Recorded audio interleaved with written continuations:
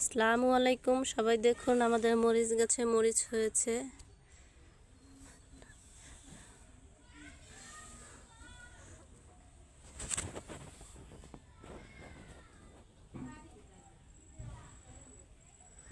অনেকগুলো ধরেছে দেখতে পাচ্ছেন।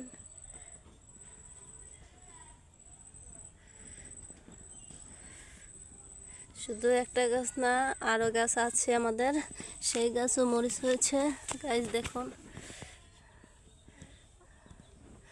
এই মরিচগুলোর নাম, মরিচ গাছের নাম হচ্ছে বোম্বাই মরিচ গাছ। এই যে দেখুন, এগুলো অনেক ঘেরান এবং খেতেও ভালো লাগে, ঝালও আছে।